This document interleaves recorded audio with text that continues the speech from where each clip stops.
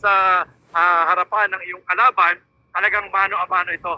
So bawal ng drifting. Dapat mag-maintain din sila ng mabilis-bilis na speed at hindi pwedeng parang hindi sila nagkakarera because that's the rule na ibinigay kanina. Again, on your right screen is Mark Ryan Lago, ang kampiyon ng IMBA at napikwa ng Larga Pilipinas. At ito naman po si Jude Cabadido, ang kampiyon ng Palayan City Leg ng 2025 Solid North Larga Pilipinas. At ito po, paakyat po tayo sa bundok ng Baag.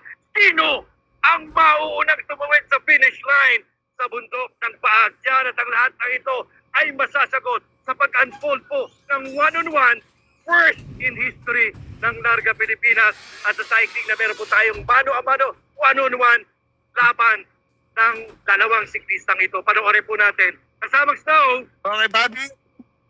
Yun ka ba dito? Sukat na ako, susukli sila. Tingnan natin. Sila ako dito. Sa ni Coach Eds. Pag si ka ba dito, natalo. No. Ganun katindi po yung dito po si Mark Ryan Lago.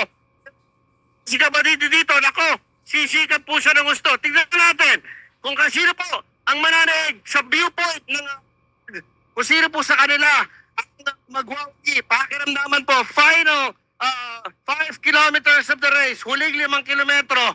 Tignan natin kung meron ng tipping glass at lalayo dito sa dalawa siklista na to. This is your Titan Ultra Challenge. Hatid po ng Titan Ultra. No? Sa mga nagsasabi na hindi yun. Simple yung kaya ni Junjun ka ba dito na nakita niya umiinom rin ho pala ng Titan Ultra.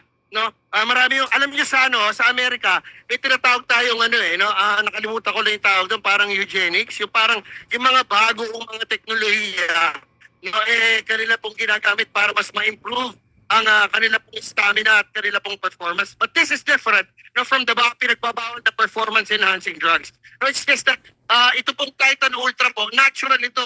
No, gawa po ito sa mga ingredients na galing ho kay Mother Nature. Ito po si Junjun Cabadido. Hinahawakan na ang kanyang dibdib. Tignan natin, bata po ito, rider po ito ng Team 3115 of Team. Ito na. Rapid ko kami sa sityo, bakit? No, pero wala pa rin nararamdaman sa dalaw. Pero nakikita nyo si Cabadido, sinusukat na po. No, yung lakas, dito po nga si John Mark Lago. Pa sila, kombinasyon sila ng pareho naka-light gear ho, Luma-light gear, pero Lago, tignan nyo, madulas yung isipa. So, ibig sabihin nun, sinusubukan niya kung ano pong pwedeng ibigay. Pakiramdaman po itong dalawa na to Kumusta signal namin, Josh? Ayan na, Monasterio de Tarlac. Alright, eto na! Junjun ka pa dito, tumingin ako kay Lago, umiiwalay na! Junjun ka pa dito, nandito na ako sa may bandang kaliwa! Kumakas na! Junjun ka pa dito, umiiwalay na po kay Lago! Junjun ka pa dito, tayo sa harap! Junjun ka pa dito,